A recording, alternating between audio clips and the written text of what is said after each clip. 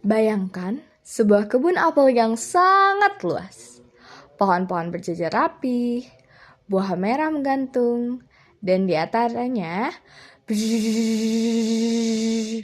lebah-lebah kecil yang sibuk bekerja. Seringkali kita berpikir semakin banyak lebah, maka hasil panen pasti semakin tinggi. Tapi, apakah benar sesederhana itu? Dalam analisis kami, kita melihat hubungan antara populasi koloni lebah dan hasil panen apel di Amerika Serikat selama 40 tahun terakhir, dari 1985 hingga 2024. Data ini memberi kita gambaran besar tentang bagaimana alam dan teknologi saling berinteraksi dalam dunia pertanian modern. Pertama, mari kita pahami datanya. Ada 3 hal utama yang kami amati di sini, yaitu luas lahan panen apel, hasil panen per hektar, dan jumlah koloni lebah. Secara umum, populasi lebah cukup stabil, berada di kisaran 2,3 hingga 3,2 juta koloni.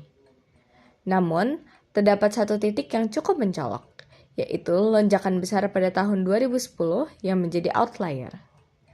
Di sisi lain, hasil panen apel ternyata cukup fluktuatif, kadang tinggi, kadang turun, yang mana hal ini dipengaruhi oleh banyak faktor seperti cuaca, teknologi, dan kebijakan pertanian. Nah, sekarang ayo kita masuk ke bagian yang paling seru, yaitu korelasi. Dari hasil analisis yang kami temukan, menunjukkan sesuatu yang cukup mengejutkan. Hubungan antara populasi lebah dan hasil panen apel ternyata negatif lemah, dengan nilai korelasi sekitar minus 0,422. Artinya, ketika jumlah lebah meningkat, hasil panen tidak selalu ikut naik. Bahkan dalam beberapa kasus, justru terlihat menurun. Tapi, tunggu dulu. Ini bukan berarti lebah tidak penting. Justru sebaliknya. Hasil ini menunjukkan bahwa data populasi lebah yang digunakan hanyalah jumlah total tahunan secara nasional, bukan jumlah lebah yang benar-benar bekerja di kebun saat musim penyerbukan. Di dunia nyata, petani menggunakan sistem yang disebut migratory beekeeping, di mana lebah dipindahkan sesuai kebutuhan, datang saat musim berbunga, lalu pergi setelahnya. Jadi, angka populasi tahunan tidak sepenuhnya mencerminkan aktivitas penyerbukan yang sebenarnya. Lalu, terdapat satu temuan lain yang jauh lebih kuat, yaitu hubungan antara luas lahan dan hasil panen ternyata menunjukkan negatif sangat kuat, dengan korelasi minus 0,876. Artinya, semakin kecil lahannya, justru semakin tinggi produktivitasnya. Ini mungkin terdengar cukup aneh, tapi masuk akal. Dengan perkembangan pertanian modern yang tidak lagi bergantung pada luas lahan, melainkan berfokus pada efisiensi.